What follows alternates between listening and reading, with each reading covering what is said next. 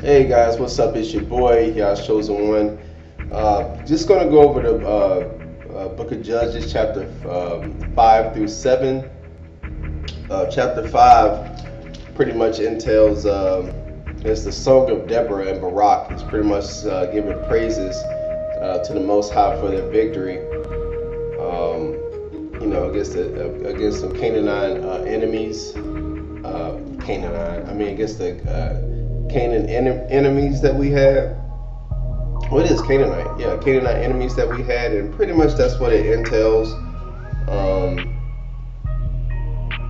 And Deborah was just gracious that the Most High, helped the Israelites out, or Yasharallah out. So, chapter 5, that's pretty much what it entails. And like I said, the important thing about it was a woman. So the Most High uses anybody, to lead anybody that He wants to lead Yasharallah out of captivity or out of oppression, per se. And then, as always, we always do bad. I go to chapter 6. We always do evil in the sight of the Most High. Most of the time it's just serving other gods. That's what gets us to a lot of trouble. And now we have a guy named Gideon, I think he churned wheat for the savior from the Midianites, because we was at war now against the Midianites. They had put us into oppression now.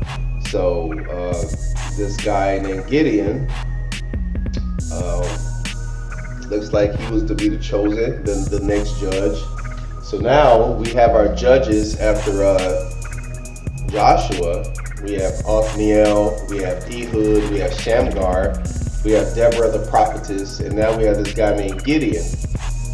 And Gideon, like I said, just a regular average guy. You know what I'm saying? He was just a regular average guy, just doing work. He was oppressed. And, when you're oppressed, you just get tired of stuff. And eventually, if you shout out loud enough and shout out to the Most High, you will get that answer. You know what I'm saying? And He'll send somebody for you. Now, so they're preparing war against, want to get back at the Midianites. So we go to chapter 7, and I guess the funny thing I got about this chapter, when the Most High, he had I forgot how many men came down, but he, the angel, the Malach of the Most High told these men to go down, and and he's like telling them to drink some water from this river. But he was like, the ones that lapped the water like a dog, they wasn't allowed to. I don't know if a spirit came over or something and made them lap, or they just lap it like a dog. And the other ones that use their hand like a cup to put it in their mouth, those are the competent ones that would go to war with Gideon. It's like 300 men, and he divided them into three